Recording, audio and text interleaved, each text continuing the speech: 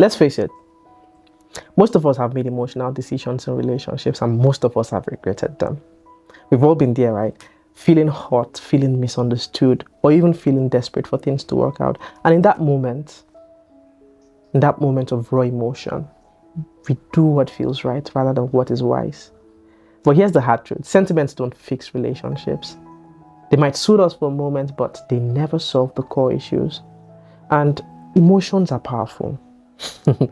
They are part of who we are, but they are not always suitable guides. They are not always reliable guides. In fact, they can be deceiving. You might feel the urge to hold on, to forgive, to trust again, even when the situation is not right. But your emotions don't have the wisdom to see the bigger picture. The Bible warns us about trusting our emotions blindly. Jeremiah chapter 17 verse 9, it says, "The heart is deceitful above all things and beyond cure. Who can understand it?" The heart in its emotional state often leads us to decisions that we would regret later. When you make decisions based on how you feel in the moment, whether it's out of anger, out of fear, out of desperation, or more, you are setting yourself up for failure.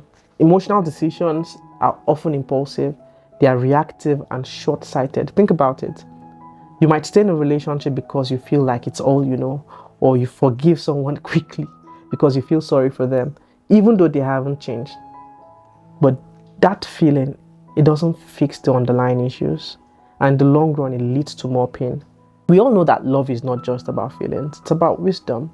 It's about understanding and maturity. Proverbs chapter 4 verse 7 says, "Wisdom is the principal thing, and therefore seek wisdom."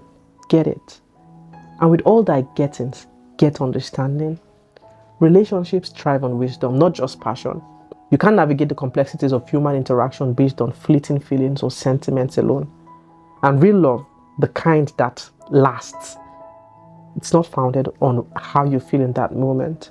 It's rooted in understanding, in trust, in communication, and in shared values. And those things, they take time and thoughtful decisions, not quick emotional fixes. When you're driven by emotions, you often settle for what's familiar, not what's healthy. You feel attached to someone, but attachment does not equal compatibility. You feel like you've invested too much to walk away. But investment doesn't mean it's the right relationship for you. Sometimes we make emotional decisions because we are afraid of change. What if I'm alone? What if I can't find someone else? But Proverbs chapter 14 verse 12 reminds us, there is a way that appears to be right, but in the end it leads to death. Your emotions may tell you that sticking with someone is right, but logic, wisdom, and truth will show you when it's time to let go. Emotional decisions may seem harmless at first, but they are costly. You might sacrifice your self-respect, your peace of mind, or even your future happiness in the name of love. Love. Every time you ignore the red flags because you are emotionally invested, you pay a price. And that price is often more hurt, more disappointment, more broken trust. You might even start compromising on things that matter to you, convincing yourself that things will get better, all while settling for less than you deserve.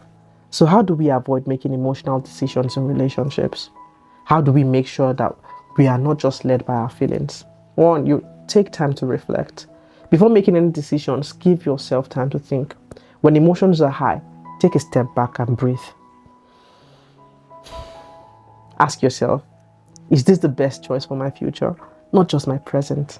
2, seek wise counsel. Proverbs chapter 15 verse 22 tells us, plans fail for lack of counsel, but with many advisors they succeed. Talk to trusted friends, mentors, or even a counselor. Come to me.